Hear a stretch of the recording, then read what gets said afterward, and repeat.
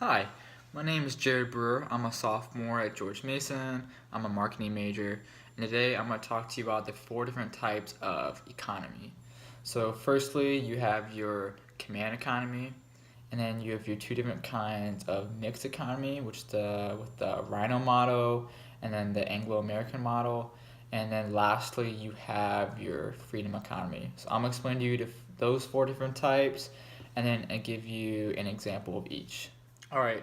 So firstly, I'm gonna go over the command economy. So a command economy is a system where the government, rather than the free market, determines what goods should be produced, how much should be produced, and the price at which the goods are offered for sale. It also determines the investments and incomes. So it's also known as a planned economy, and it's the opposite of a free economy. The price of goods are set by invisible forces of supply and demand. The central government controls all businesses.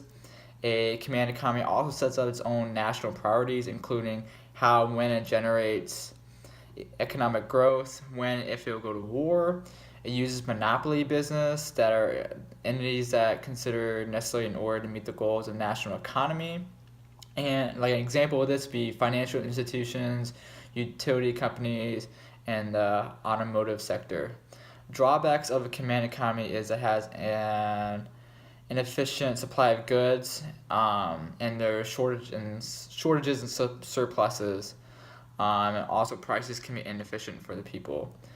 An example of a command economy would be Cuba, North Korea, the former Soviet Union, and China also maintained a command economy for decades before switching to a mixed economy. Okay, next I'm going to go over a mixed economy. So a mixed economy is a system that combines characteristics of market, command, and traditional economies. It benefits from the advantage of all three while suffering from a few of the disadvantages. A mixed economy has three of the following characteristics of a market economy. First, it protects private property. Second, it allows the free market and the laws of supply and demand to determine prices. And third, is driven by the motivation of the self-interest of individuals. It distributes goods and services when they are needed, and prices are measured to supply and demand. It also rewards the most efficient producers with the highest profit. An example of a mixed economy would be the United States Constitution, and most of the world's major economies are now mixed economies. So there's two different types of mixed economies. You have the Rhino model and then the Anglo-American model. So the Rhino model is characterized by the sharing of information and building consensus among stockholders, then taking coordinated action in pursuit of long-term economic and social goals. The Anglo-Saxon or the American model is characterized by individuals and firms pursuing their interests, ideally with minimal government interference. All right, so lastly, I'm going to go over a free market. So a free market is an economic system based on supply and demand with little or no government control. It's like a laissez-faire capitalism or voluntary socialism.